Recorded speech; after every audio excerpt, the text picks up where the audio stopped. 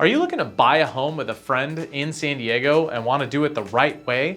Well, this is Zanganeh bringing you tips and tricks on how to win in the San Diego real estate market. A lot of people realize that we live in one of the most expensive housing markets in Southern California, if not the entire United States.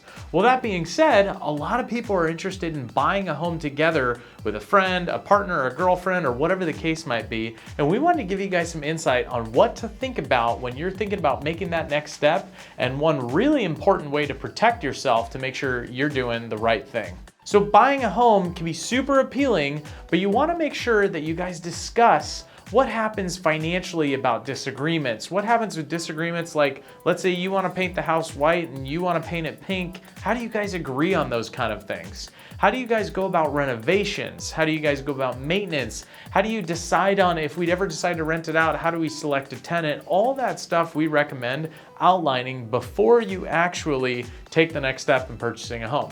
The next thing is, finances are tricky, and a lot of times people buying a home together, there might be one person who isn't financially as secure as the other, there might be one who loses their job, there might be somebody who gets relocated and has to fill the place with somebody else. All those are possible scenarios. So on the financial side, understanding what happens if there's expenses, like let's say there's a major repair, you have a flood, roof damage, a fire, or something like that might not be covered by insurance. How do you guys pay for things like that? So these are all super important to figure out the finances before you take that next step. And then the last thing is, what if you guys decide that one of you doesn't want the property more, wants to sell the property, wants to get rid of the property? What if, God forbid, something happens to one of you and you can't use the property like you normally would?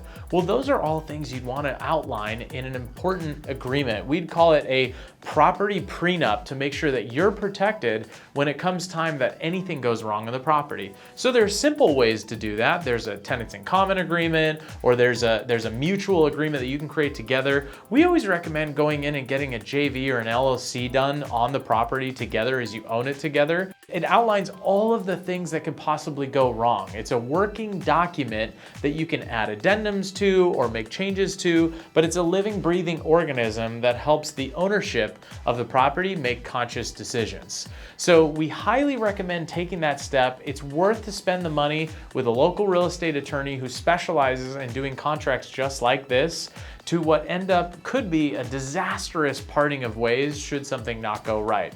So if you guys are looking for a referral for an attorney to help you out with that, or a CPA to figure out what's the best way to figure it out from the tax perspective, reach out to us and we're happy to connect you with some of our great professionals. If you're looking for more tips and tricks on how to win in the San Diego real estate market, please reach out today and make sure you guys subscribe.